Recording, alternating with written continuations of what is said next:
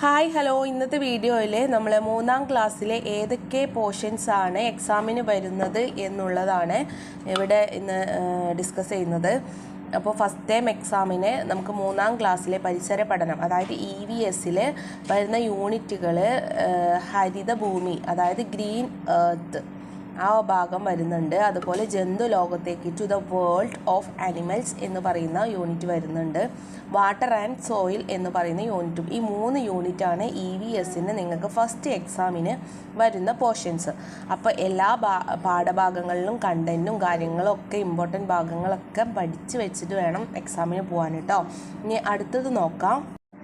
ഇംഗ്ലീഷിൽ വരുന്ന unit tender touch എന്ന് പറയുന്ന യൂണിറ്റും ഫെസ്റ്റീവ് ഫൺ എന്ന് പറയുന്ന യൂണിറ്റുമാണ് വരുന്നത്. അതിലെ പാഠഭാഗങ്ങളൊക്കെ നന്നായിട്ട് മനസ്സിലാക്കി അർത്ഥങ്ങളൊക്കെ മനസ്സിലാക്കിയിട്ട് വേണം ക്വസ്റ്റ്യൻസ് അറ്റൻഡ് ചെയ്യാൻ കേട്ടോ.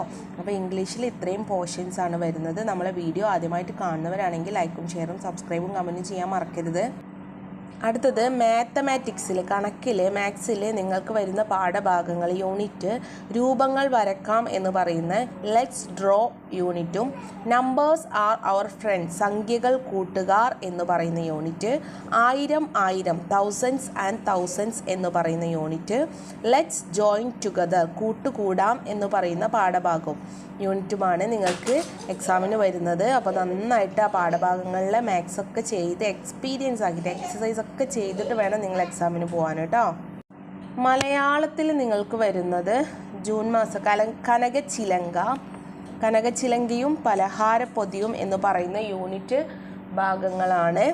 അപ്പോൾ അതിലുള്ള യൂണിറ്റിലുള്ള പാഠഭാഗങ്ങളൊക്കെ നന്നായിട്ട് മനസ്സിലാക്കിയിട്ട് വായിച്ച് മനസ്സിലാക്കി വേണം എക്സാമിന് പോകാൻ കേട്ടോ.